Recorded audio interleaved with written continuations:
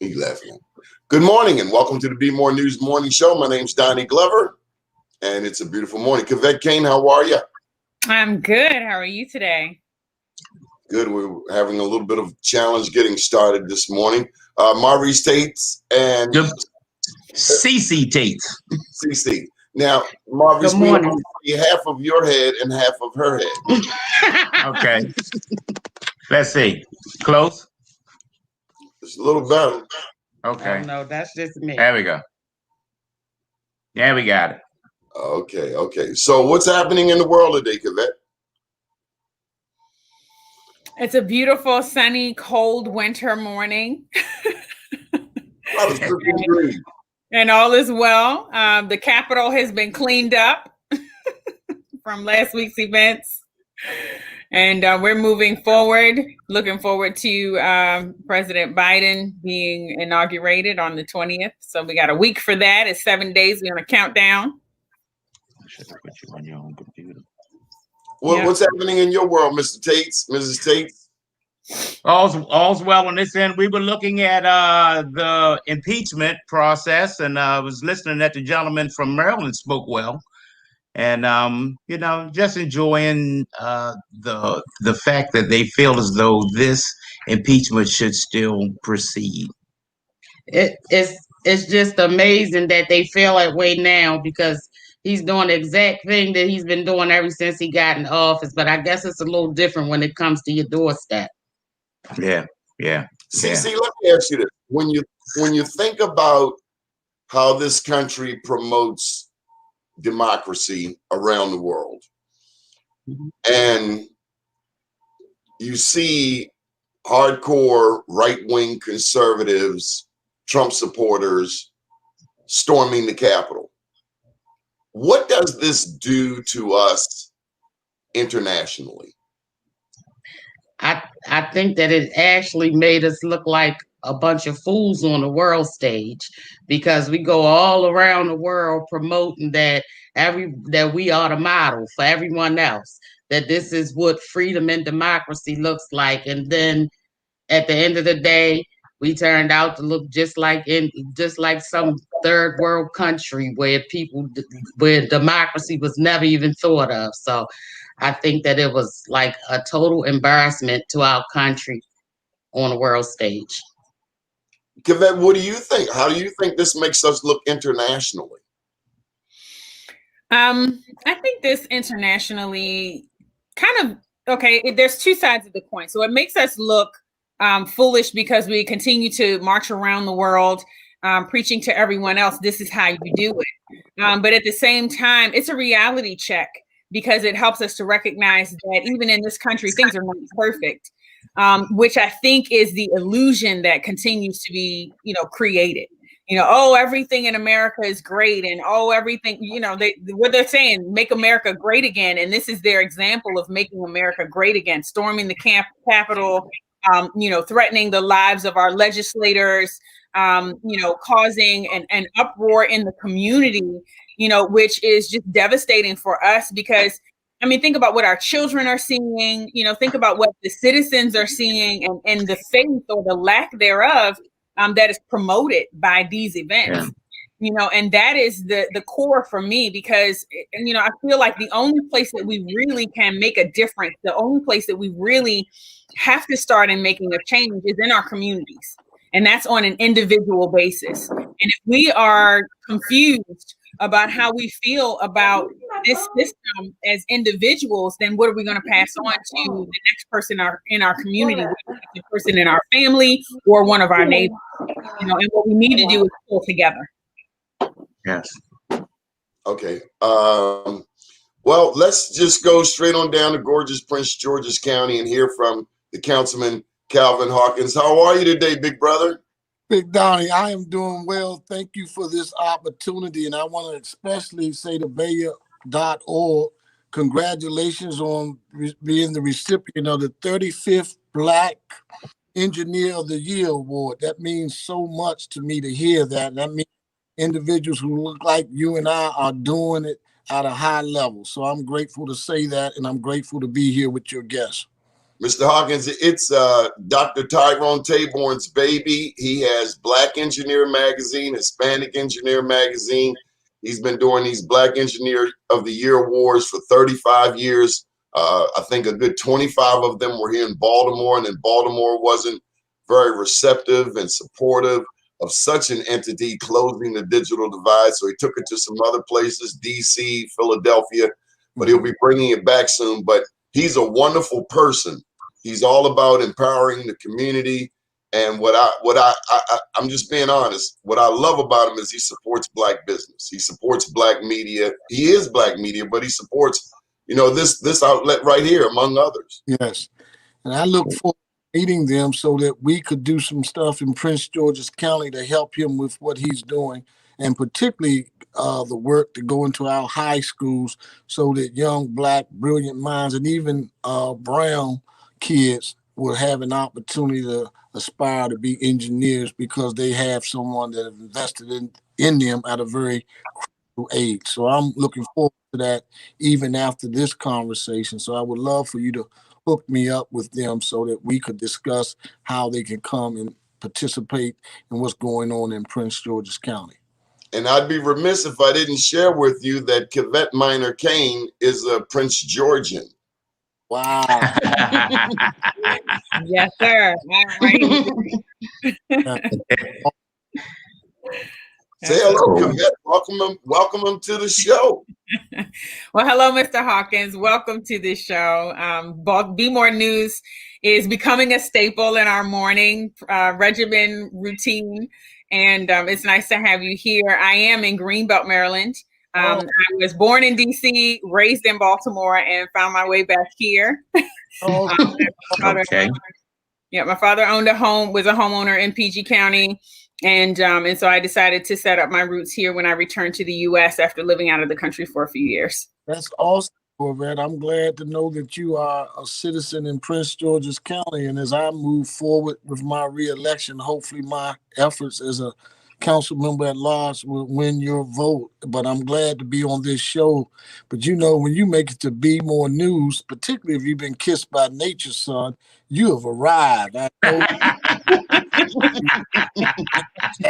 And Mayor Colin Bird from the city of Greenbelt. So when you get here, you have arrived. So I'm honored. I'm honored. I will tell you, yesterday, while I was conducting the county council meeting, our committee of the whole, I received a text that my niece, 42 years old, passed, and her 7-year-old son, because he went to tell his mother that his 6-year-old sister had poured cereal all over the floor because she had not gotten up to feed them breakfast, only to learn that his mother would not wake up. So I'm here. And that's another reason, Connie, that I had on, but I made this commitment and I wanted to be here, put my little suit on so that I could represent Prince George's County appropriately and let Bayer.org know that you have guests that are living up to the challenge and the expectation that BmoreNews is requesting or request of its guests. So I'm ready. Thank you so much.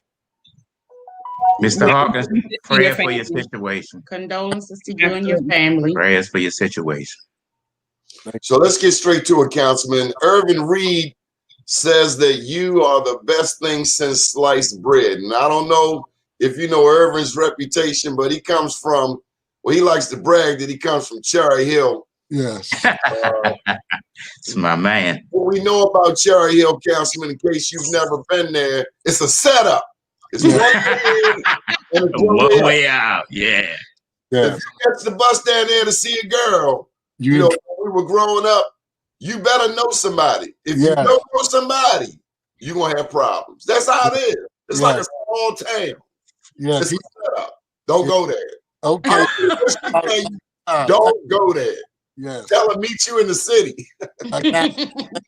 They'll literally wait for you at the bottom of the hill. They call it what, Blue Waters or something like that, the crab place. No matter how much you run around and hide in the bushes on Roundview Road, I found out the hard way after the wreck fight. They're waiting for you at the bottom of the hill. Wow. Real talk. So now that we got the thread clarified for Mr. Reed, you must be certified because he only hang with thorough cats. Yeah. One thing that we do know, Councilman, and to be serious, is that America has 5% of the world's population, but we have 25% of the world's inmates. When we first started this news outlet back in 2002, we had a 5-point agenda. We're still with it: Black business, public education, ex-offender services, affordable housing, and universal access to health care. Irvin says that you know something about the criminal justice system. Yes, Donnie, I grew up in Glass Manor. I don't know if it has the reputation that Cherry Hill has, but it was considered and it still is, quite honestly, the worst community by statistics, crime, poverty, and all of that in Prince George's County. Irvin, I met at Bowie State. I was in my 3rd year of college, even before crack cocaine and all of that. I got introduced by an older student to freebasing, got caught up, committed some armed robberies. I had finished all the requirements to go into the Army as a 2nd lieutenant, and just waiting to graduate the following year. I was a political science major, got caught up, committed about 11 armed robberies. And of course, when I was finally apprehended, I ended up getting 7 12-year sentence, 7 5-year sentence because the mandatory handgun convictions. And from there, even in DC, I got a 6-year to 18-year sentence for armed robberies. Ended up doing my time in DC, but fortunately I was able to get my sentence to run concurrent. So after 5 years and 9 months of my life, from 22 to 27 in the Lorton Reformatory, which is a DC, what I'll say about, I never, it was a white judge, and what she said to me was, Mr. Hawkins, she didn't even call me Mr. Hawkins. She probably said Calvin Hawkins. You have so much potential. You broke the mold. You were able to come from a place like a community like Glass, go to college, and then you found yourself doing well. Got caught up in the criminal justice system. So instead of sending you where the state's attorney office requested or recommended that I go to Patuxent Institute for the Criminally Insane, we're not going to give you that hotel experience. We're going to put you in the regular population with the regular inmate. So if anyone else come to my courtroom with an experience like yours or similar to yours, they will know crime doesn't pay. So I ended up doing 5 years and 9 months with Grown Men Cry, and came home. I never made an excuse for what I did. I always made a commitment that I'm going to get better at being a responsible citizen. And believe it or not, I came home. I went in 1983, came home in 1989. Got an opportunity because I wanted to give back, work with some young people in Oak Hill and Cedar Knoll as a counselor, and really worked hard to try to elevate. And you have to understand, if you know anything about DC around 89, that's when Rayford Edmonds was at the of his criminal enterprise. So here I am riding a bus to work, still living with my mother at 27. These young boys had their cars and money, and most of them came from public housing. And they were like, Mr. Hawkins, the only thing you can tell us is you've been in prison. You don't got no gold chains on. You ain't driving a nice ride. You don't even have a hoopie. So what can you tell us? And I work to let them know that there's another way opposed to getting involved in the criminal justice system. I say all that to say I had the fortunate opportunity of working with Mayor Marion Barry and Council Member Kevin Chavis in D.C. And what really helped me was Mayor Barry took a lot of, my father, I should admit, was one of his chauffeurs. So he took a liking to me, and he would always ask me to come by and just talk with him. And what he instilled in me was, it's not where you were, is where you're going, and Amen. you can use Amen. that stuff they're saying negative about you, your past, and turn it into something good. Because if each day you do good, if each day you work to make other lives better than it was the day before, you will get to wherever you're trying to go in life. But don't you ever allow your past to be an excuse for your failure. It should be the foundation for your success. And I never What about what you forgot. want to say? And what I wanted to share with you all is, and I went on because I really like politics. I met Irvin at Bowie, and he stayed a friend while I was away and helped me. And I got a job with Kevin Chavis, came out and had a chance to work with Wayne Carey when he became the first Black county executive for Prince George's County. And Wayne knew my past, and having Marion Barry feed into me and help me develop, then having Wayne Carey, this brilliant Black man from Prince George's County, fighting against the Mike Mill, fighting against the establishment to say no, Black people and brown people deserve a piece of this pie. You all can't have it all yourself. And believe it or not, we are talking now about reforming the law enforcement officers Bill of Rights. I can go back and look at some of those individuals who are now sitting on our county state delegation that was against it when Wayne sent me in 2002 to the General Assembly to work on his behalf as his liaison to try to overturn that, and couldn't get the support. Well, in 2021, it looks like we're going in that direction. So as long as you fight for justice, justice will eventually rear its beautiful head, and we will realize it. And I'm going to close on this part of it.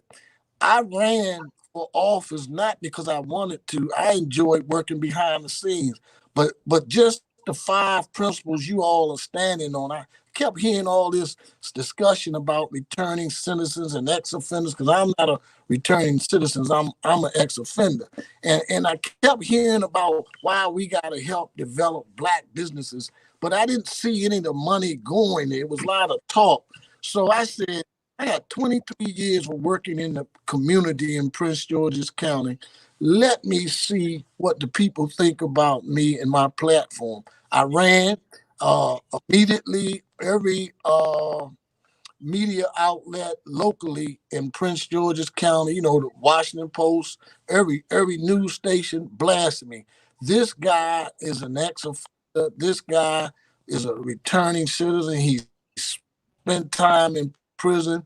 But what they didn't realize about Black people and people that look like you and I, they are not looking at so much your past. They're looking at your track record. Okay, how many of us have sons and daughters, a husband or wife who's been in the system, and we can't tell anyone, or we won't tell anyone? But here's a guy talking about issues that resonate with us. And so I took it to the people with Irvin Reed's help.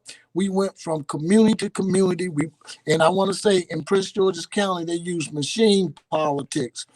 I wasn't on no ticket, and we were able to win because the people understood the power of redemptive love in someone who say he's redeemed from his past. And I didn't make any excuses. And when they asked me, I was forthright and honest what I did, and that I'm a better person after 23 years of being out of prison. And they gave me an opportunity to serve as a council member at large. As you all may know, and certainly you may know, the county, this is the first time they had at-large seats. They had 2, and I was able to beat one incumbent council member, 2 former delegates, and 4 other individuals. And I say all that to say, if it were not by the grace of God and people like Marion Barry, Wayne Carey, and even Rashawn Baker, who took time to believe in my skill set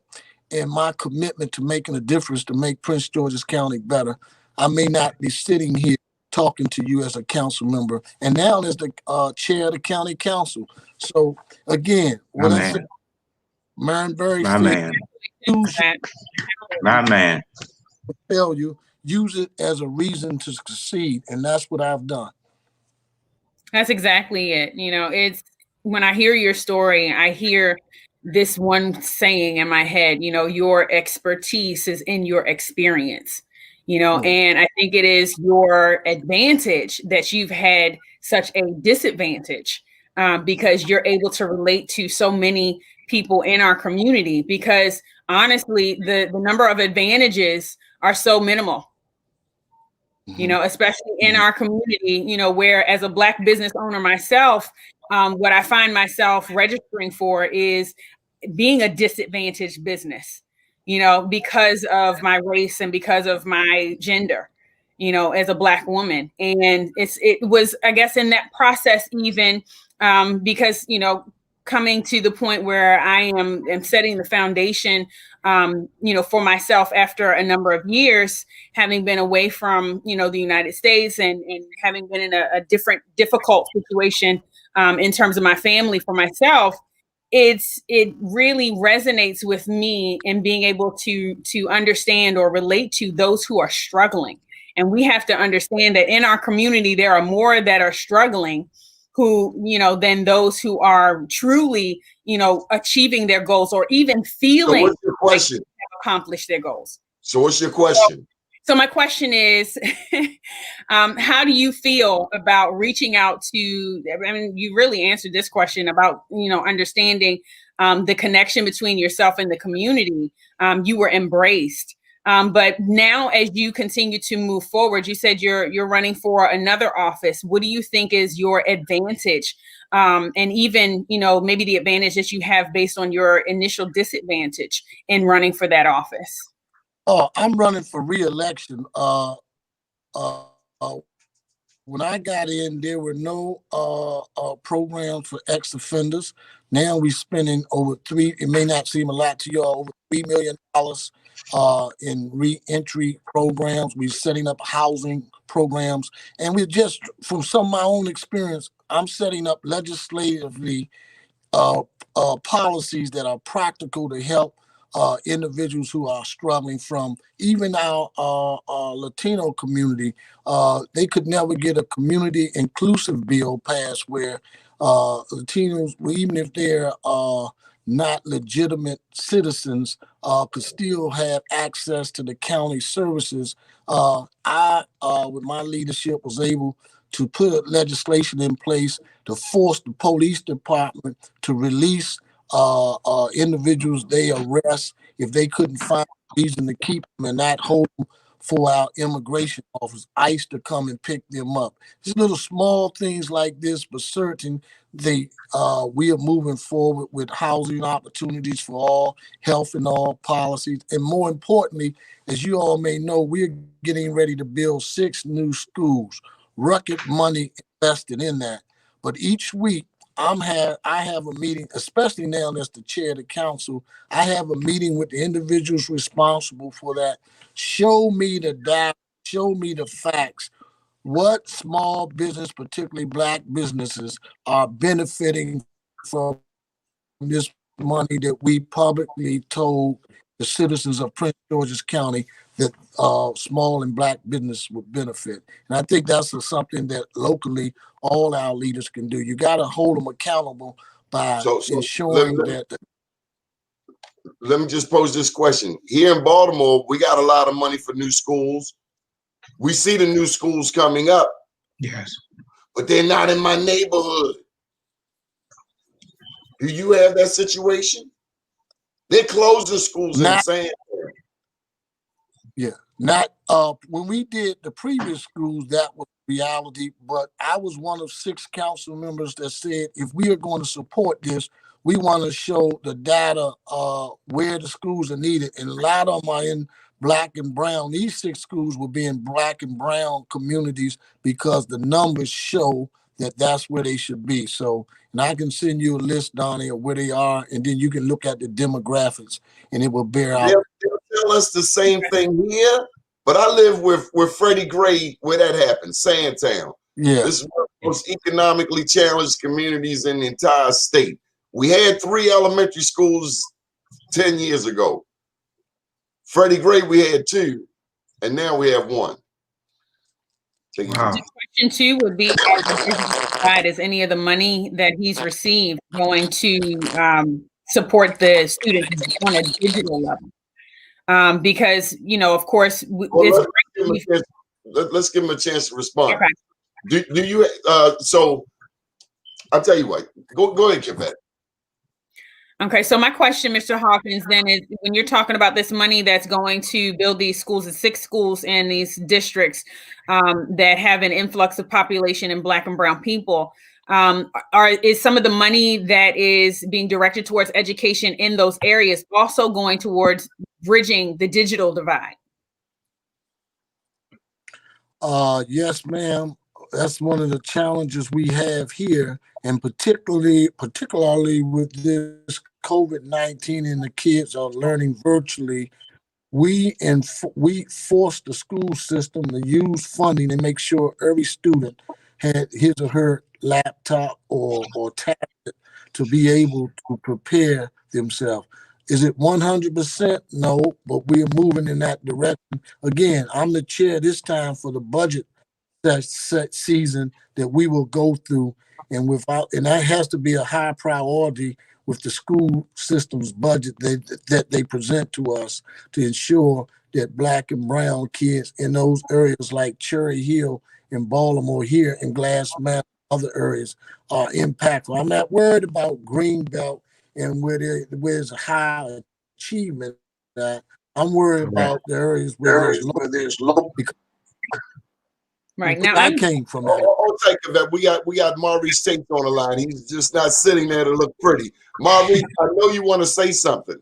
You know what? I was sitting back thinking, not to lose the topic and stuff, but I think back when we own a kids' party rental company, Party Marty's Moon. Let me get it. So this is the format. So this is what we do. I was at a meeting. Donnie took me over to a meeting. It was at a place, Eating Lounge, and they were talking about businesses and what have you. And I just want the people that's in the audience that's listening to a Mr. Calvin Harrison, to a Mrs. Kane and stuff like that. You have to. Council chair. Say it again. He's the chairman of the Prince George Council.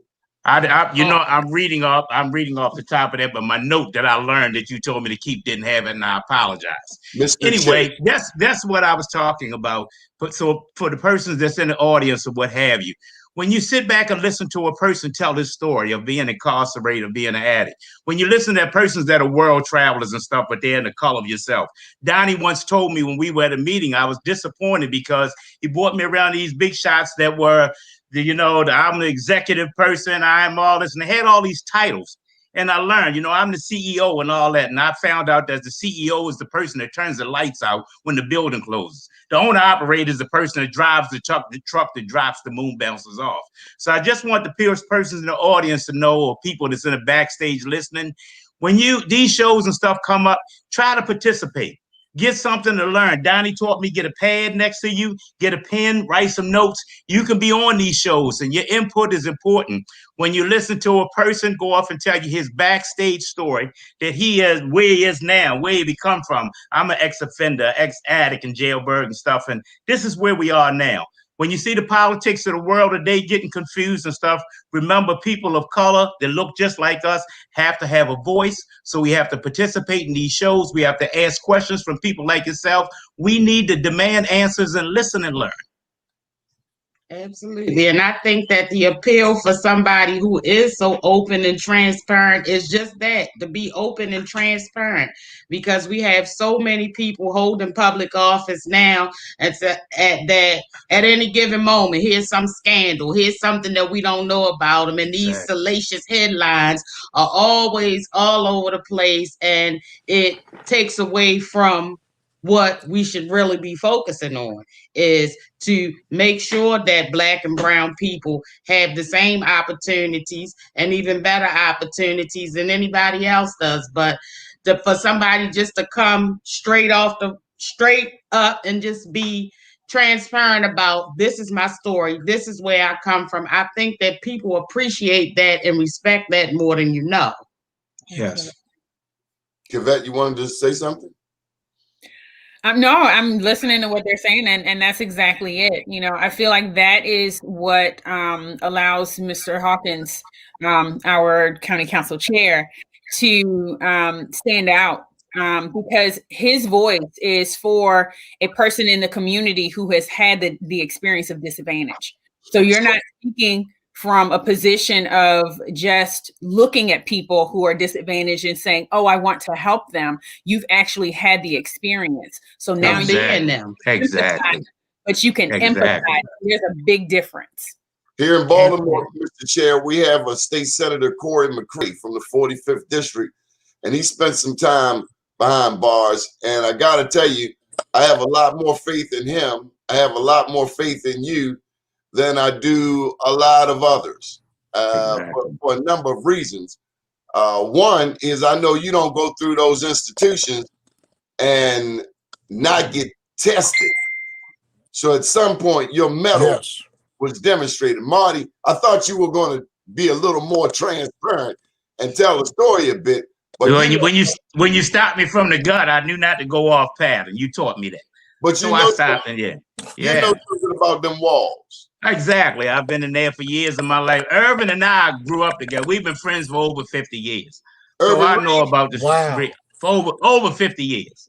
You know, high school, in and out, up and down. I'm party Marty to them. You know what I mean? I know about that situation, but just to hear people, as my wife said, that's not transparent. We get intimidated with titles. We get intimidated with our past. We get intimidated with suits and ties. We have to realize that I Party Marty's Moon Bouncers, I have the same dope cokes and readies that I always had as a dealer. Now they cotton candy, popcorn, and moon bouncers. I have the same runners that I had on Fulton Avenue, but now they're employees. I have the same Maximas and Crescenters that I had, but now it's a box truck. These are the same things that we learned. Donnie Glover is Donnie Glover on here, but to me, he's the same little Ike White, Little League all-star pitcher that I knew when he was 10, 11 years old. You know what I mean? My story with Donnie will always be in his loquacious self on the air. When I went to his home in Sandtown that he's never ashamed of. I live in fancy Randallstown now. I'm out of West Baltimore. But Donnie always says where he's from. But I went to his home and I heard some music while I was knocking on the door to play piano. And he was sitting there, it was a piano. And I thought that it was one of those player pianos because it was playing like Mozart or Beethoven or something. And when he opened the door, he kept talking to me. And I started watching. I realized that was his hands. And he was playing the piano. He never said this to anybody. He never bragged on this. Donnie is an accomplished pianist, but he never talked about it. And he said to me, I said, Don, you can play the piano? He said, my father told me I should be able to play an instrument. And what else, Donnie? A man should be able to talk pretty much on any topic at any time. So learn to listen, and listen, you learn. A lot of people that's in the audience, it starts from these shows. Listen in on these shows. It starts from these people. Listen to what they have to say, and then it comes from in here. Speak up and say what you want to say, even if it's wrong. You'll learn the next time not to say it that way. As Donnie, one of y'all, he'll cut you off when you go off past. So then you got to stop for a minute. You got to stop and then gather yourself. Yeah. He'll tell you, Tates, we only got an hour. It's an hour show, Tates. I yield the floor. So, Mr. Chair, when you mention Marion Barry, when you mention Prince George's County, first Black county executive Wayne Carey, and you share your story, I hear, particularly with Mayor for Life, the redemption factor. And I think about how the people of Washington, D.C. embrace him, how he went to Washington, D.C. as the jobs man with Pride Incorporated and made sure everybody had a summer job and gave a lot of people government jobs so that they could move on to places like Prince George's County. But when I think of the mainstream media and the assault that they launched on him, and I think of, in contrast, how the media portrayed these savage terrorists who attempted to hijack the democratic process. We're still in America with 3 Ks, but Marion Barry will always, despite what they say, what I love about DC, they embrace them nonetheless. DC, Washingtonians dismissed what the mainstream media was saying. Maurice, leave your camera alone. They dismissed all of that negativity, and the people still loved him, despite it. And he was a dude, Yeah. the chair. I would call him. I would call him on his phone right here. He would answer the phone all the way up until the end. But you got people that's been in office 5 minutes. I'm Delegate so-and-so. And then they send you a text back. or they hit you on Facebook. I can't talk until Wednesday. What happened to that level of commitment to the people? What happened to us?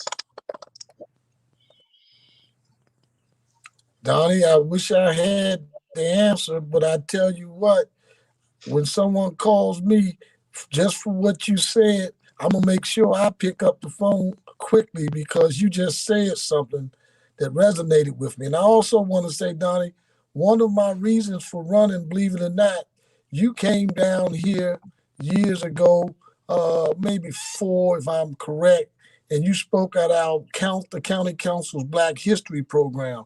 I was a staffer sitting in the back.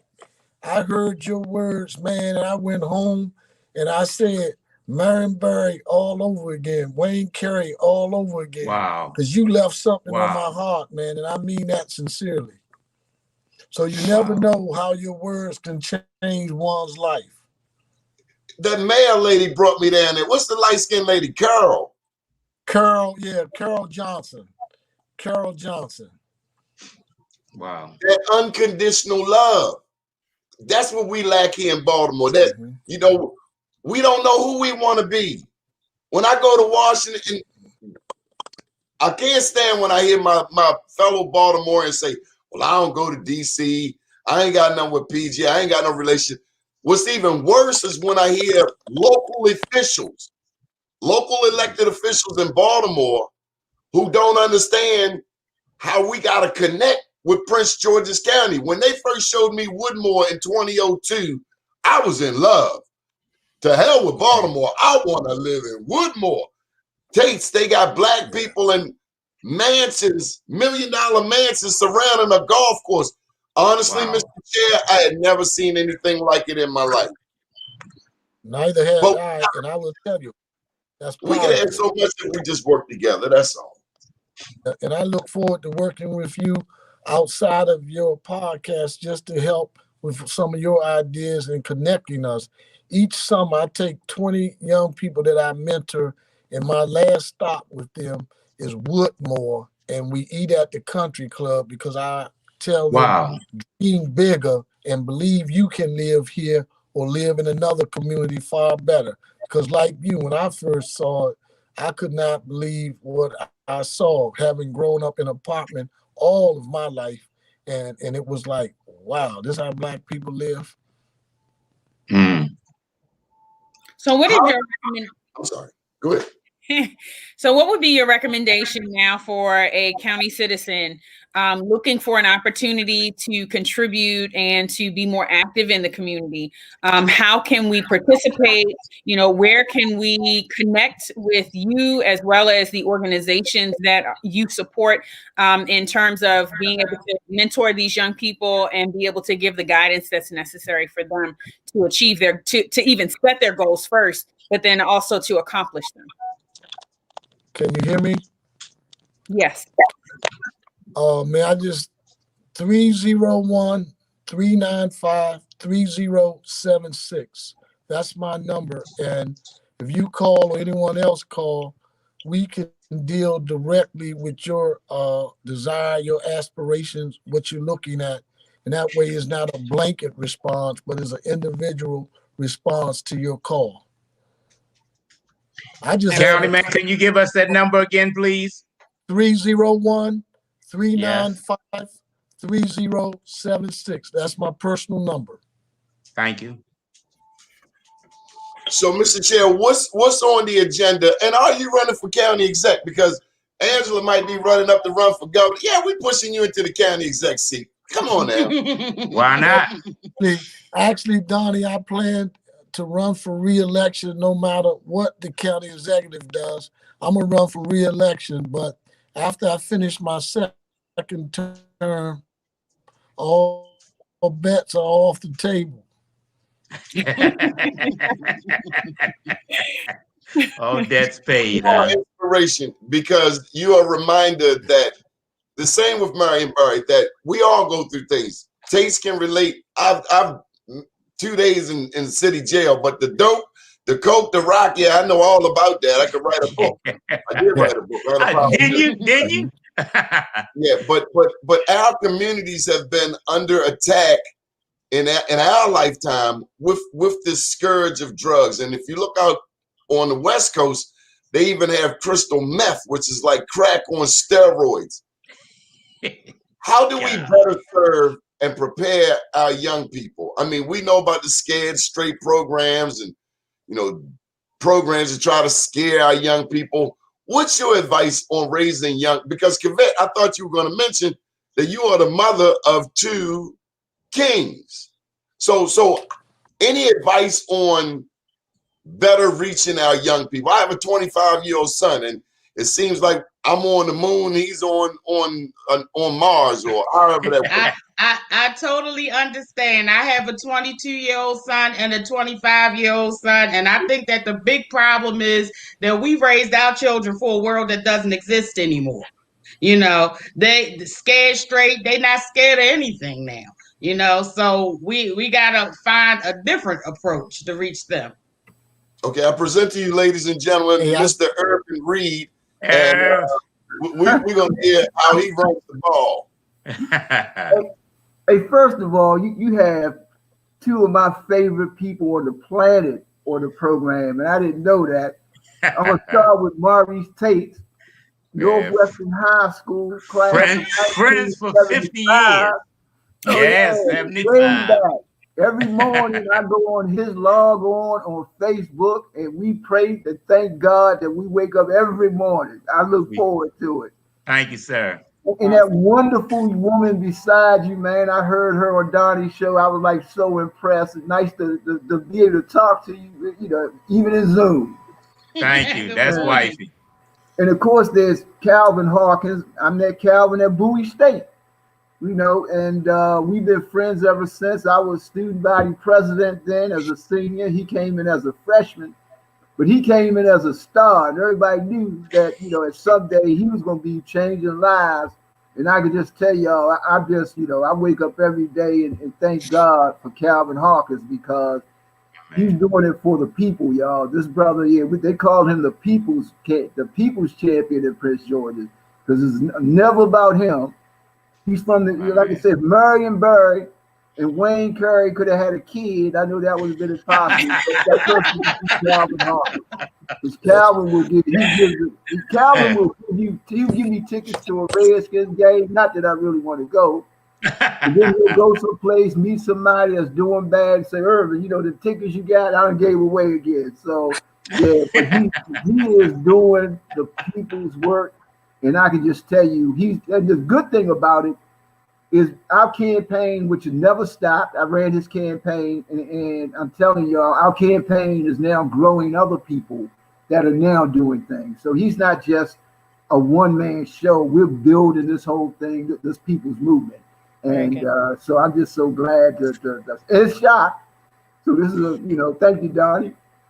And because it's nice to meet you as well. Yeah. It's nice to meet you as well. So for those of us who are similar to myself and have not had an opportunity to be exposed to you prior to this, would you please tell us what you do and who you are and where you're from?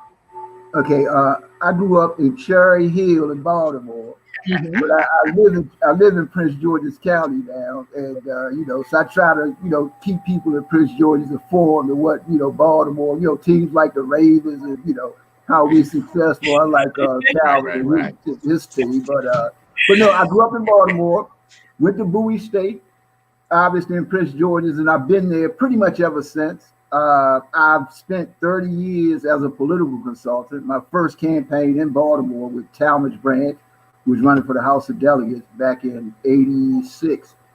And then I've just been doing campaigns ever since. That and just, you know, doing what, you know, whatever I can to help people. I just wake up every day and just thank God for being here. I've written a book. I'm about to write another book. And so just having fun. Congratulations on the book. Absolutely. We need more Black authors. Yeah. Definitely. So what is your encouragement today for those in the community who want to become more involved as a political organizer? You're familiar with, what goes into a campaign, and especially looking at how our community has changed with COVID-19, the restrictions and things that we have. How can citizens become more involved and participate in what is actually going on right now in our community? The first thing I would say is, number one, wear a mask and social distance. And then the other thing, what encourages me, every weekend, Team Hawkins, we do a food giveaway every Saturday to one of the AME churches. That's one of the things that I do. But we do it all week long. And Calvin is probably out there, at least 5 days a week. So get involved. Again, go out, social distance. When we do go out and do things, your temperature is taken. You have to sign various forms. So we just don't go out and give. We go out and we're well protected. So find organizations but get involved.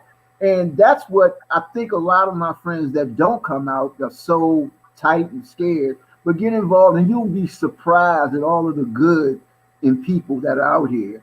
And when you see the good, it just encourages me that sometimes, I just want to read like, wow, all of these people doing this, helping other people. And so go out, and then to organize, talk to people and become educated.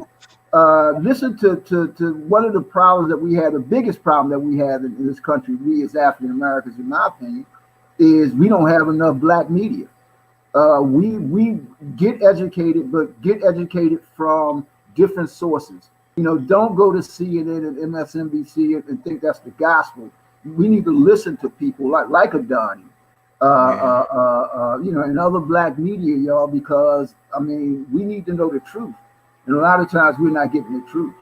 And but educate yourself. And so that to me is the most important thing. Absolutely. So then for you and Mr. Hawkins as well, are you all planning to host virtual connections, digital connections where folks are able to, kind of have those kinds of conversations in a Zoom setting, or, be able to ask their questions and be able to get and express their concerns, especially at this time where there are a lot of folks who are concerned about going out of the house. From what I understand, we're getting ready to go into possibly another period where we're going to shut down. And if that happens, then we're going to be physically disconnected once again.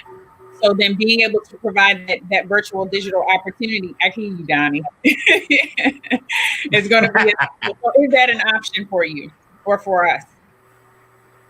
Let me just say this, and a lot of people believe that there are really 2 or 3 Calvin Hawkins, and there's not just one, because Calvin, you'll get a text at 4 a.m, and we don't know when he sleeps, we don't know, but I can just tell you that from day one of the things about political campaign, once they end, then people stop. We never stop. We keep going. And Calvin is on a Zoom. I'm telling you, he's raised tens of thousands of dollars to give away food himself, in addition to that which he can put through the government and other organizations as well. So we're constantly Zooming. He is like all over the county. We ran against, Prince George is about 1 million people. And we ran against the establishment. We ran countywide. And the reason we did it was because we were everywhere and we didn't sleep. So nothing has changed since that campaign. We've been building our organization, growing it. We zoom in. Calvin, I give him credit, about the COVID, about, the census, all of that stuff is, matter of fact, we even have agencies call us now and say, look, can you get your volunteers to come out? Because when we come strong. So absolutely zooming, absolutely, trying to help out and do what we can do in educating the public. Mr. Reed, let me pose this to you and the council chair. Did you know that there are 8 Black college presidents within 50 miles? And that would include Morgan, University of Baltimore, UMBC, University of Maryland, College Park, Coppin, Bowie, St. Mary, UDC, and Howard University. And so with that said, what does that mean for the impact of the African American community economy and education in the area? Care to handle that, Mr. Chair? That's a very serious question, Donnie. I hadn't even thought about that, but the potential for organizing around not just those 8 university and college you mentioned and their leaders, but how we really discuss economic empowerment.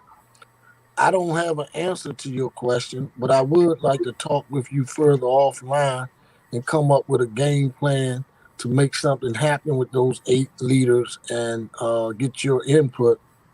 And again, I don't need credit for it. I just need to get to the result that you just posed in your question. Because they are the academics, they are the leaders. Here in Baltimore, we got Johns Hopkins University, but the hospital, world-class institution.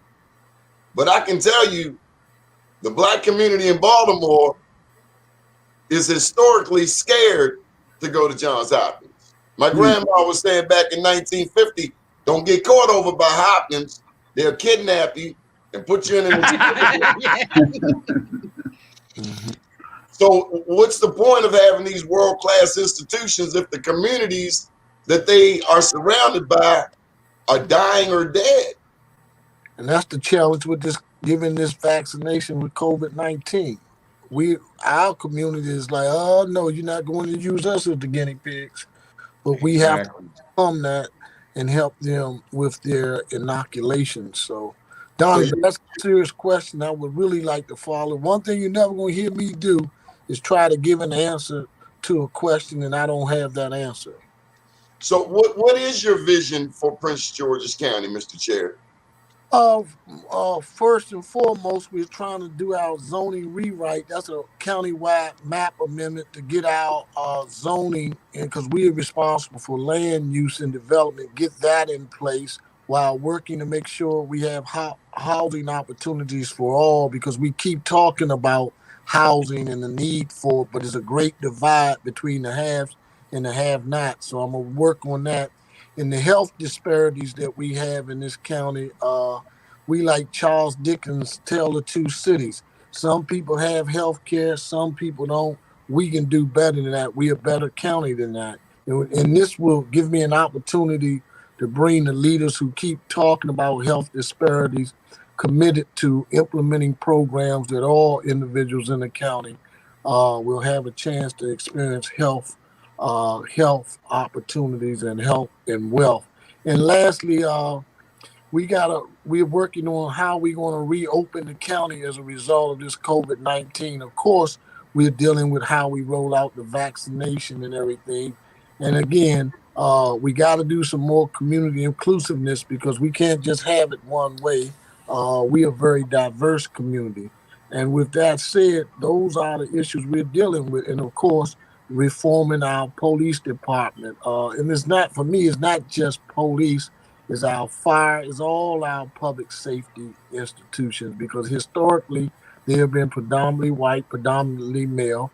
And with the leadership, predominantly Black leadership in this county, we can't afford to continue to look in the mirror and act like the disparities and as a result of the racial, institutional racism over the years, that we're not at this place as a result of that. We got to be courageous enough, forthright enough, and moral enough to deal with these issues openly, and then come up with a program and initiatives with a timetable for implementation.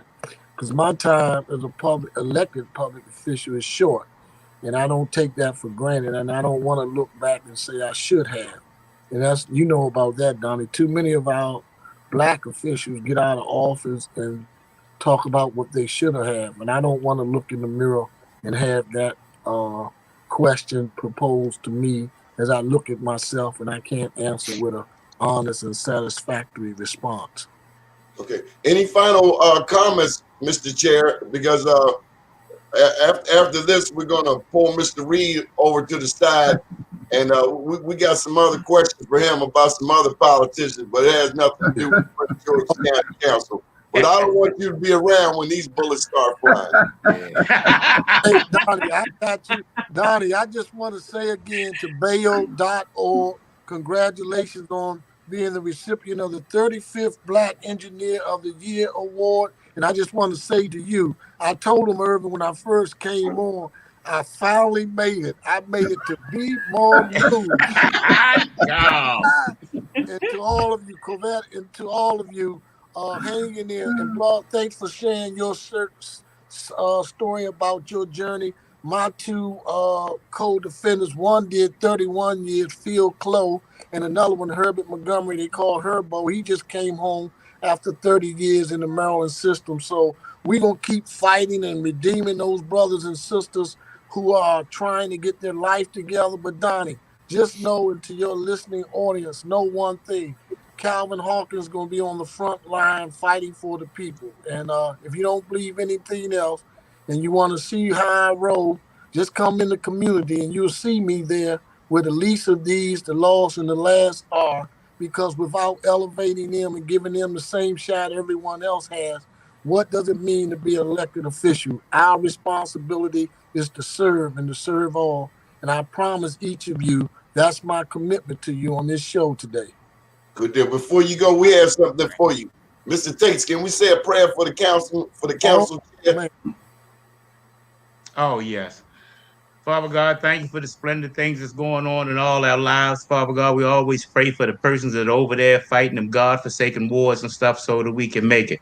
Father God, may we continue to get people of wisdom to guide us, and people, myself, you know what I mean, the ex-offenders and the people at the crap game to listen to these people. Father God, we always end our things by giving you your prayer. Together, can we give the Lord his prayer?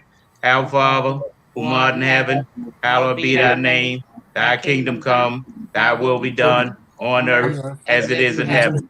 Give us this day our daily bread, and forgive us our trespasses as we forgive those who trespass against us. Lead us not into temptation, but deliver us from evil. For thine is the kingdom, the power, and the glory, forever and ever. Amen. Be more from the panel. Thank you from the panel. What an awesome day. Hey, one last thing to make you laugh. Donnie, you know, I met Irvin Reed. You know, we went to high school together. I met him at the crap games. All the Cherry Hill people, they was always at the dice games. That's where I met him. I've been friends with him for over 50 years, but he loved to shoot them dice. You hear me? He would catch them and say he didn't. Talk about you all the time, though, bro. Look how far we come. Look how far we come. God be the glory. God be the glory. And Corvette, we look forward to hearing from you. Donnie, thank you so much. Appreciate you, man. God bless, my man. God bless awesome. you. God bless you all. So, Mr. Reed. Yeah. Why these people down? It was a congresswoman, lady from New Jersey, got infected with COVID, and she believes it was when she was in, you know, as the elected officials were ushered out into the safe, I guess, underground. She says she was in a room, and maybe 3 of her congressional colleagues, 6, they didn't want to wear masks. She contracted COVID, and she's mad at them. How can people be so selfish and yet have people vote for them? I don't understand this, Irvin. You got Congress people that won't wear masks. Yeah, well, most people who vote don't really, they're not in it like we are. The most difficult thing I have when I run a campaign, especially when I have new people, they're so caught up in it, they believe that that's the world itself. And most consultants that I work with, like myself, they look at, you know, they're analytical. They look at the data, the polling, or they, you know, sit in rooms and talk to one another. When I run a campaign like with Cal, I'm out on the street every day talking to people. The average person wakes up, man, trying to get their kids to school. They're trying to, they don't even know who these people are. And give you an example, like I say, Prince George's has 1 million people. That's Calvin's district. But now that he won, you know, my campaign, you know, staff volunteers keep saying, well, Irvin, you know, people now, they know Calvin. No, they don't. They don't know him. When you go to the poll in the state of Maryland, you gonna vote for like 27, 28 people. You got a governor, a lieutenant governor, a U.S. senator, a state senator, a delegate. People don't even know the difference between a U.S. senator and a state senator. So that ignorance is why when people, our elected officials, do things, people aren't paying attention because they have their own lives, and they'll start trying to pay attention that last month and a half. With those that are in it, we want to believe that everybody gives a damn about what's going on in D.C. or at City Hall, and they don't. So that's the reason why, is because nobody's really paying attention. Mr. Reed, what happened with the Capitol Police? Do you think the Government Accounting Office or Government Accountability Office is going to show that the Capitol Police were actually complicit with this insurrection? Donnie, not just the Capitol Police. I mean, everybody that has been, I've known all of my life that the police has been infiltrated with racism and white supremacists. It's always been that way. So are we surprised that now when white supremacists and the Proud Boys and all them come down, they're not going to put the same effort? The FBI has been saying, the worst a threat to America is white terrorism, but nobody's doing nothing about it, because when you do something about it, then you're trying to change the system. But now I think people are beginning to understand. Look, every president we've had, including Obama, y'all love Obama. Obama and them knew what was going on with inside the police. No one did anything about it. Like I said, I worked for Wayne Curry. Wayne Curry took hit after hit. He called it like it was. That's why I love Calvin. Calvin calls it like it is. I remember we were in Prince George's County, a majority black county, run by black folk. But the people that get most of the nonprofit dollars, number one is Hispanic, number two are white folk, and number three is black folk. And I was at a meeting. Calvin might have been in office a month, and some woman asked him about grants and white. When he said, "Look, well, we got to change this up, though. No, everybody need opportunity." But that's been going on for years. But we don't, so. Man, I don't get excited anymore when things happen. People be mad, dude. I'm trying to explain to y'all how it really is. Why is it that black elected officials have a problem understanding that they ought to look out for their black constituents? Why is it that when we become the president or whatever the title, it's never the same as what Trump just did? He took care of his constituents, or so he thought. Right. Why do we have this incredible standard that's impossible to fulfill? I can't please the mainstream if I'm charged with serving the black community. Well, they do it because they can. I mean, first of all, we're going to vote Democrat, and I'm a Democrat, so we're going to vote, but I don't necessarily vote Democrat. So that's number one. I'm dating a woman, I know she gonna get mad if I don't pick her up or I break a promise, but she's still gonna be there. So hey, same thing in politics. They know you're gonna vote for me, so why not help those that can help me out in my personal? So yeah, until we get smart enough and start demanding, we need to get selfish. One thing I loved about Marion Barry was a very selfish politician. He'd tell you, like white folk, I like Jews, I like everybody, but I love black people. And when he started, he went black first. It wasn't gonna be we ain't got enough money for the kids. No, kids first, seniors first. Everything else, okay, then everybody else got involved. But Marion took the hits. Yeah, he took it from the media, he took it from everybody, but the people loved him. And they couldn't get rid of him because the people loved him until they started doing things like, I tell people all the time, like that whole crime bill. See, when you start arresting people, then you're taking away Marion's votes, because everybody that went to jail voted for Marion. Because I did a campaign in D.C., and the two blackest wards are east of the river. That's the two poorest wards, and one of them is Ward 7. And you would have on an average vote, you would have about 11,000 people to come out and vote in that ward. If Marion was on the ballot, you have a council member or mayor, you get about 28,000 people in Ward 8 who only voted for Marion. They ain't voting for nobody else, because Marion is going to take care. They believe in Marion, just like in Baltimore with Perrin. People believed in Parent Mitchell. You couldn't get him out. Oh yeah. Parent didn't have the campaign. You couldn't get rid of him. People like, no, he's ours because he looked out for us. And the other thing is, we, especially the black middle class, my issue is, we have to start to understand that voting is a two-way street. Because people come to me, I can't believe those black people won't vote or they'll vote for Trump. I can't, because hell, they vote for y'all. They don't see it. They don't see anything. They don't see it at all. They don't feel the government. When you were with Marion, you felt the government. Everybody in DC had a kid or knew a kid that got a summer job from Marion. Everybody knew a senior that got certain programs. You felt the government. Now you don't feel it at all. All you see is white folk or the establishment, getting richer and richer, and nobody else is. So they don't feel it. So why would they vote? I'm not saying they should. I believe they should because we are the they. But we need to understand the system, and we need to have media. Even the black media needs to be honest. Because I watch black media.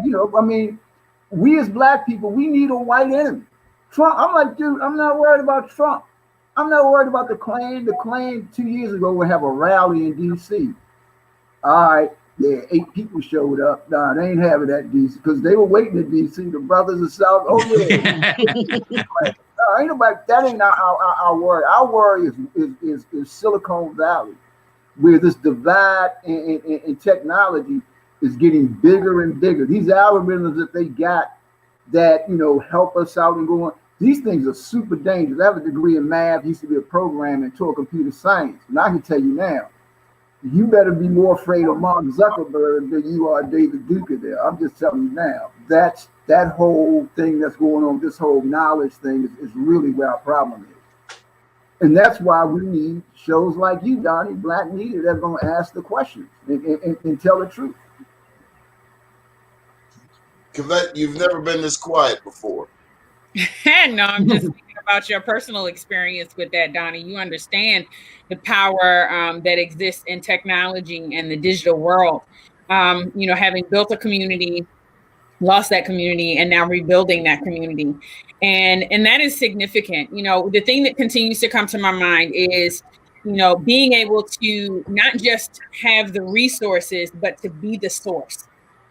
So how do we as a Black community create a foundation where we are actually the source for the resources that are provided to our community? Because as it stands, we're continually going to other communities, the white community mainly, including, the government, when we're looking for support or assistance or, encouragement. And we're not going to get, just honestly, we're not going to get everything that we need from them. So then how would you recommend we go about creating that source? Well, I think it starts with people with shows like BmoreNews. It's all one thing you've never heard and you'll never hear in life is Jews complain about public education because they ain't gonna let you educate your kids. They know. No, they know you ain't gonna be like all my life. They told me George Washington never told a lie and chopped down a cherry tree. They didn't get the slavery part off. I'm like, wait a minute now, the rape and all of this other stuff. And history and education is so important to where we are.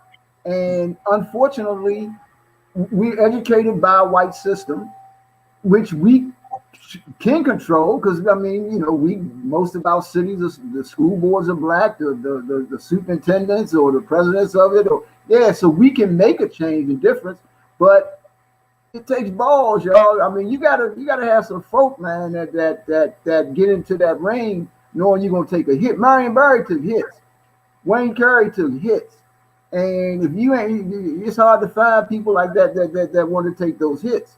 And unfortunately, that's the thing. But I think what it is, we've got to start educating our kids at an early age so that when we get to a certain point and we get comfortable people ain't trying to mess nothing up. When you're comfortable, very few of us are comfortable gonna mess something up. And, right, but the comfortable ones are the parents, not the kids. I'm sorry? I said, but the comfortable ones are the parents, not the kids. So while we talk about maybe addressing, and it makes sense to start at an early age, we still have to overcome the mentality and the perspective of those parents in order to reach the children in the first place.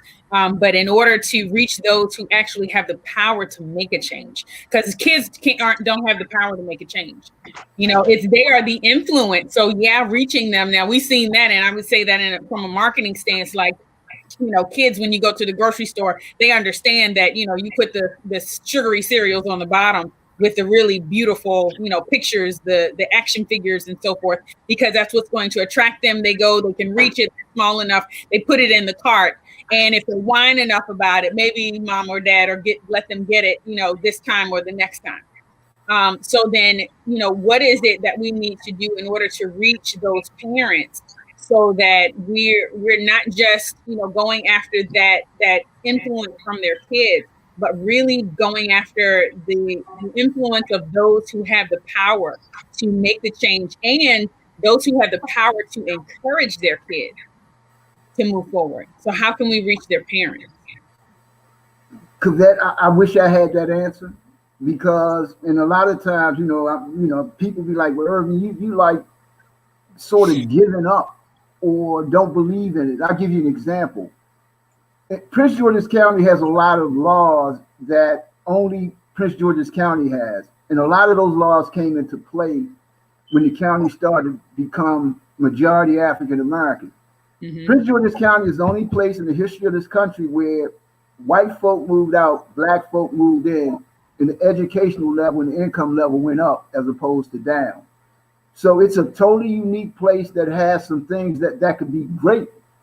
But the bottom line is, Wayne was there's a law that says you cannot raise taxes to help schools and all of that unless you go back to the people. It's called TRIM, the Tax Referendum Initiative of Maryland. In 1996, we tried to get rid of it. And Wayne spent about $400,000 of his own campaign money to run this campaign. And I would have people that I would go to and say, look, we need to do this because we can put more money in school. He's not going to, if you raise your taxes, you know, $20 a person, you know, that's like millions to the school system. And I had so many people tell me, my kids in private school. You can't reach those that believe that they're middle class and they're no longer, they forgot. I'm Cherry Hill. I don't care how much money, whatever. I'm always going to be Cherry Hill. I'm going to vote Cherry Hill. That's where I'm from. I'm proud to be from Cherry Hill. And so you missed them. They're not. I don't know how you change their minds. I know what it's like to be locked up, you know, unfairly and all of that. And so, but I also know what it's like to make a phone call to somebody and then you get out. So, but I don't know how you reach them. I think you got to go after those kids, you know, and try to go through them, because too many of us, you know, I mean, let's have honest. We don't want to have honest conversation.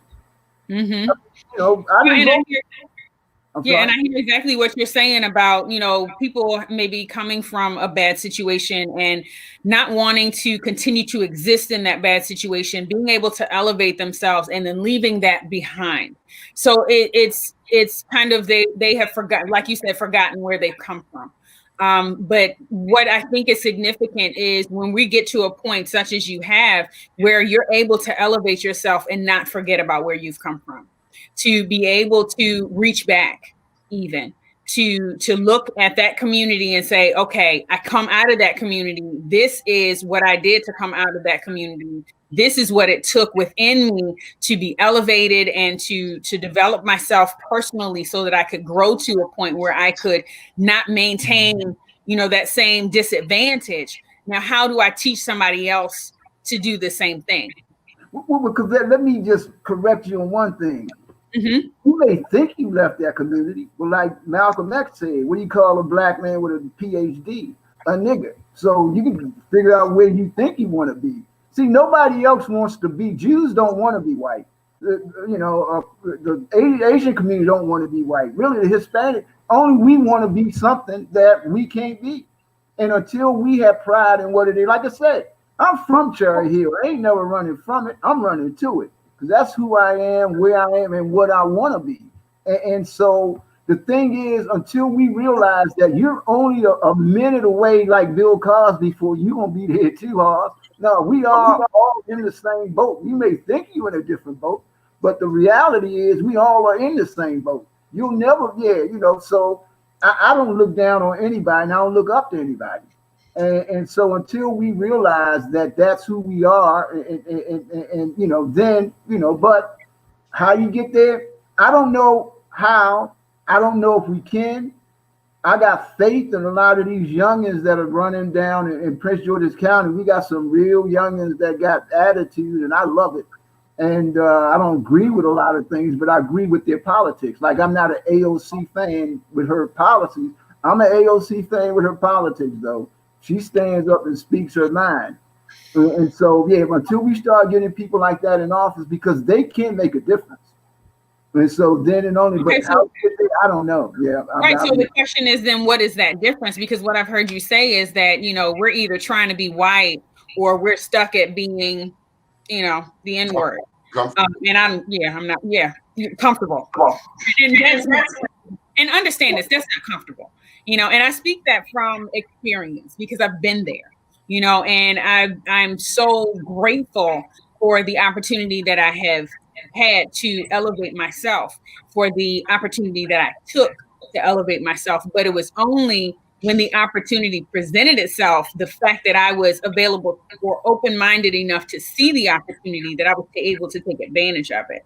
And so that's what I think is more the challenge. I don't think our people are trying to be white. I don't think our people want to continue to be degraded or, or discriminated against. We got comfortable because in ourselves. We thought integration was the answer.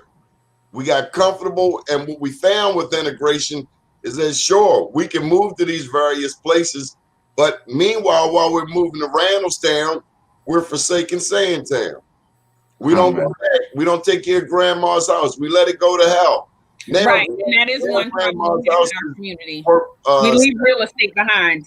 Now, grandma's house is worth $300,000, but we sold it. Yeah. So that's a big issue where we could be able to maybe work with Black realtors and help them to reach out to the community and understanding families. I know for myself personally, I've experienced that too. As bad as I wanted to keep my father's house after he passed, my sister was not willing to work with me. And so we ended up having to sell his house in order to, split our inheritance. And that let's get some feedback from Irvin on that.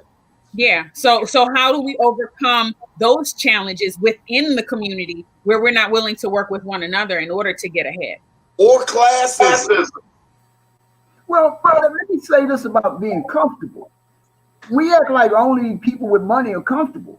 I grew up in Cherry Hill, real comfortable. Dude, I mean, I can wake up every day and just walk around DC and enjoy the monuments. They're free and be comfortable. I think comfortable is a mindset. We bought into something that what comfort is. And I'll be honest with you, like I say, every morning I wake up, I read my Bible. That's the first thing I do. And I just started that about 2 years ago. I had a devotional Bible. Yeah.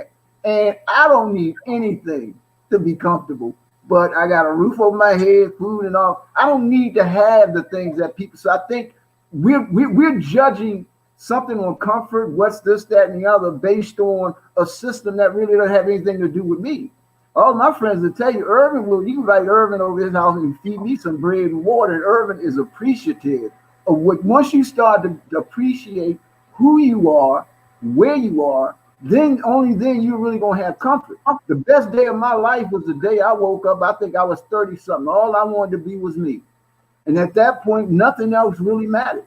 So I think we've got to get a mindset that, first of all, what we think comfort is, if comfort to you is having a $1,000 car note, Mercedes note, and living in a $700,000 house in Woodmore, and you can barely keep the lights on, then if that's comfort, if that's something, and people see me all the time. I used to wear suits all the time. I was in corporate America. I always had a custom suit and all of that. Mm-hmm. Yeah, I might own one suit now.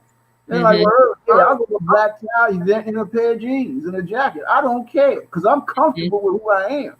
So we got to change our mindset of who we are. And so, you know, no, I don't look, this whole system of what y'all call comfort and all that, I could care less. Yeah, I don't care what's people, again, I'm in politics and people talk about you, write about you. But I'm not, I don't care. I know it's like the head of Washington Post write an article about you and then people, so no, I'm not even in that system anymore. I'm in the urban read comfort. I got a homeboy upstairs looking after me. So my comfort ain't got nothing to do with everybody else's comfort. So I hear you're saying that comfort for them is living outside of their means. Well, I think most of my white friends, and I have a lot of white friends in Prince George's, they don't live with they don't have a problem. When that market crashed, they didn't have a problem. Yeah, they live way under their means. They don't think of their kids going to college, once they graduate. They think of their kids making money. And then the two don't necessarily have anything to do with one another. A lot of their kids make so their whole, again, there are a lot of white folks that do. We got to go to college. We got to fit into the system. Nah, you don't have to fit in that system. Make your own system. When I quit my job in corporate America, flying around the country and all that, told my mother I wanted to run campaigns. She looked at me like I had lost my mind. Like, do they pay people to do that? And really, I wasn't really getting much money. I probably was making $500 a month on what I was doing. But hey, now of course I make a lot more. But I was happy. See, we once you understand what happiness is, and that's what too many of my friends are all stressed out. They trying to be something for some other folk, but I could care less. Yeah, I think that has more to do with understanding wealth versus riches. A lot of folks are chasing riches. I see you on the takeover tip, but it's 11:30. Before you I agree with him completely. Thank you, Mr. Reed, for sharing your perspective. I mean, like I said, they call me the weird guy, and I am, and I love being weird, but I don't think you can find a happier person than a weird. All I want to do is be happy. Absolutely. Yesterday we had on the show Tim Adams, and we found out that he's running for comptroller of the state of Maryland. Last week we had on Mayor Colin Byrd. Now, Tim Adams is the mayor of Bowie, and last week we had the 28-year-old Colin Byrd, who is the mayor of Greenbelt. Your thoughts? I like both of them. A lot. Tim Adams, I've known since the 90s. He was a big Wayne Curry supporter. Tim has one of the most successful high-tech businesses, African-American businesses in the country. I think he did maybe like $500 million or something like that. But he's from New Orleans, grew up in the hood, and he's proud to be from New Orleans and grew up in the hood.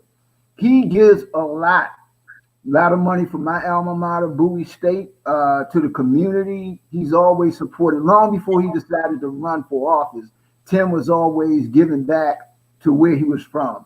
And so, to me, our biggest problems with our elected officials is one characteristic we need is compassion. And Tim most definitely has compassion. Tim ain't scared of nobody because the brother got his own money. Yeah, so I think Tim would be great. Yeah, I think Tim would make a great comptroller. He runs a $500 million business, so he knows money, he knows wealth, and he knows people that are in the game. Okay, Colin Byrd, he's going up against Steny Hoyer, who's been in office for 39 years. Steny, that's a big challenge, but I think one thing that Donald Trump has done that I appreciate, a lot of other people won't appreciate, he woke a lot of people up. And people are now beginning to ask questions that they weren't asking before. And this young man is a voice. I mean, this young man reminds me of a young Wayne Curry, that he ain't scared. He's saying the right thing. He works hard. He became mayor in Bowie, in Greenbelt at a young age, which not that long ago, Greenbelt was being sued by the feds for having these elections that were tainted towards white people. But this young man, he speaks with facts. He speaks, so he's not speaking out of anger. He's not speaking out of just but he speaks with facts. And this young man is he's going to beat something. Can he beat Steny? I think anybody can be beat. And I think he's at the right place at the right time. and he's gonna be held to be reckoned with.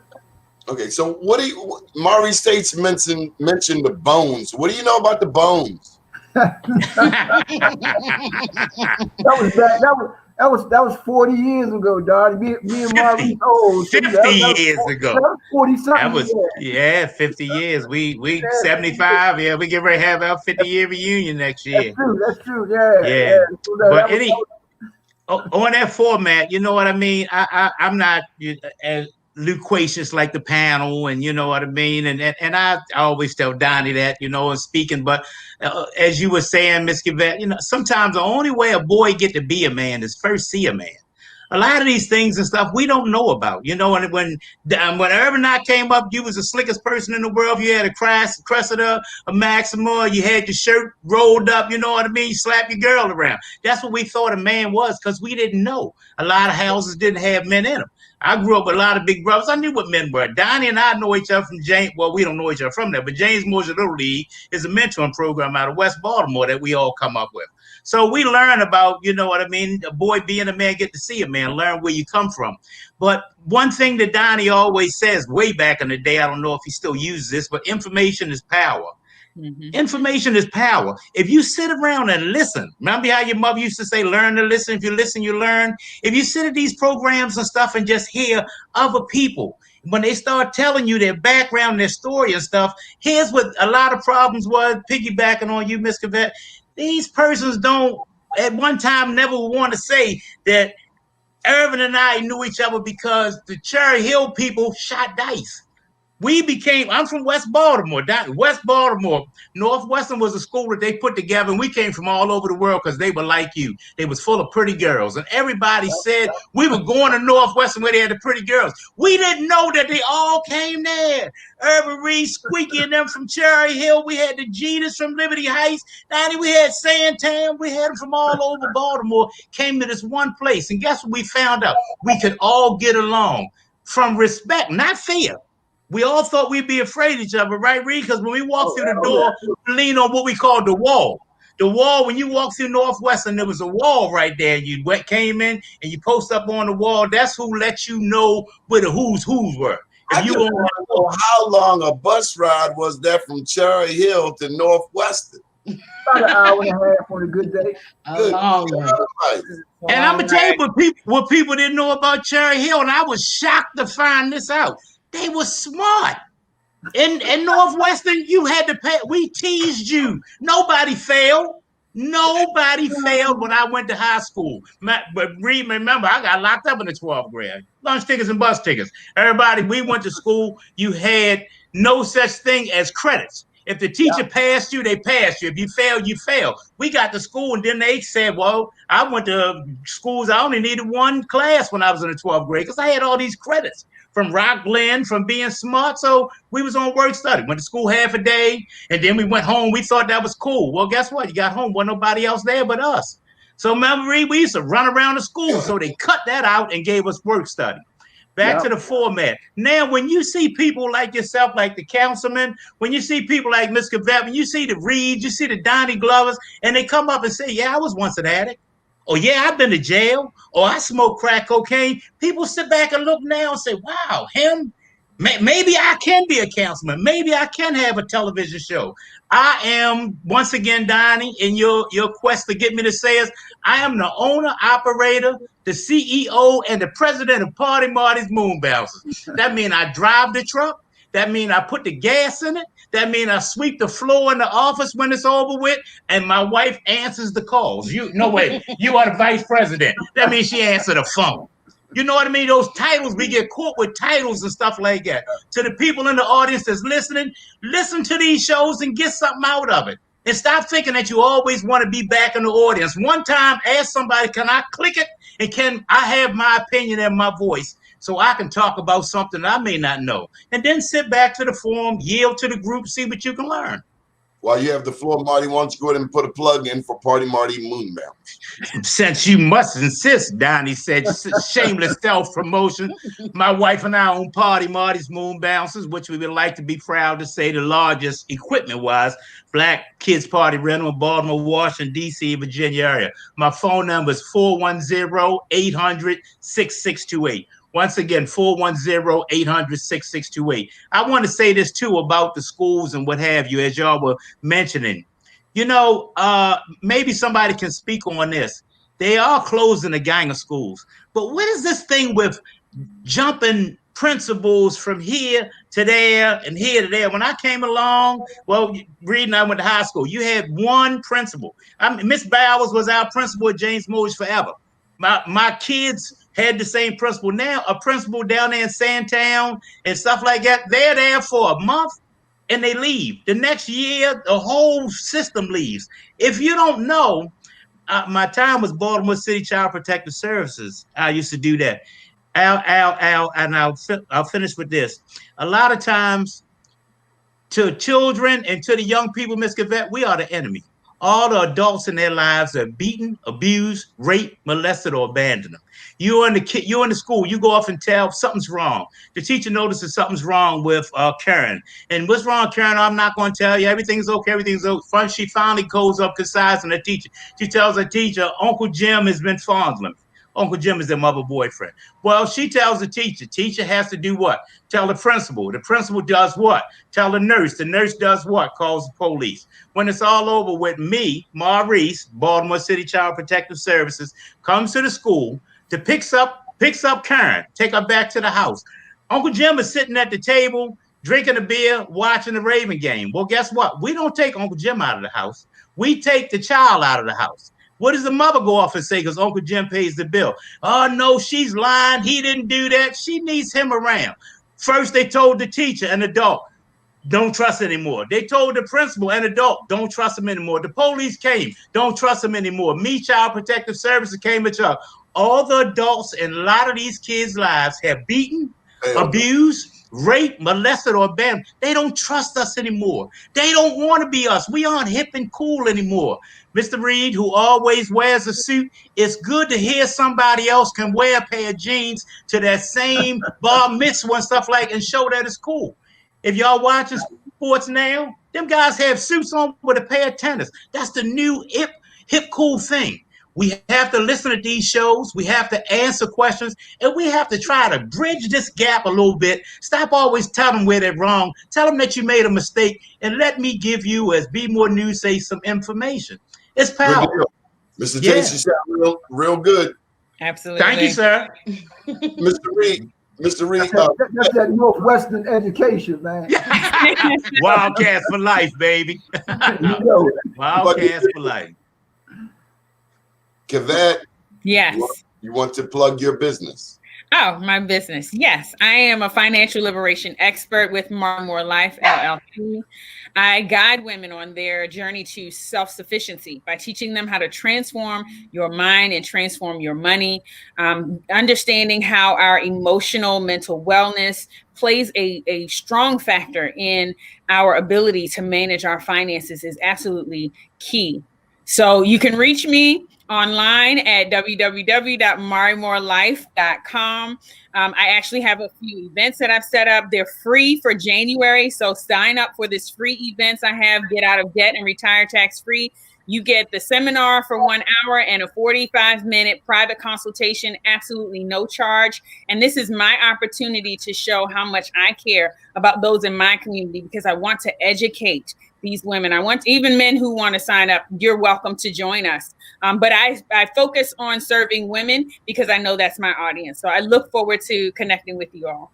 This segment of BmoreNews Morning Show is brought to you by one of our sponsors, Baya.org. The upcoming Baya, the Black Engineer of the Year Conference, is February 11th through the 13th, 2021. Featuring 3 important events.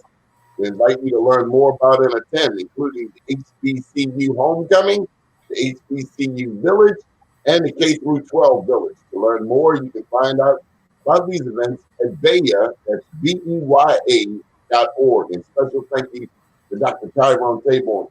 Mr. Irvin Reed, you have the final comment. I just say, Donnie, man, I'm just excited about you, brother. That's all. You've been doing the work for our community for years, and again, what you know, like I said, you just called me. I'm there for people like you anytime because you know you believe in others, and so you that beacon of light that in my community, and we want to bring you more to Prince George's to show these people what Baltimore is all about. So I will be working on that piece. But no, I just appreciate you, man. How can people reach you, Mr. Reed?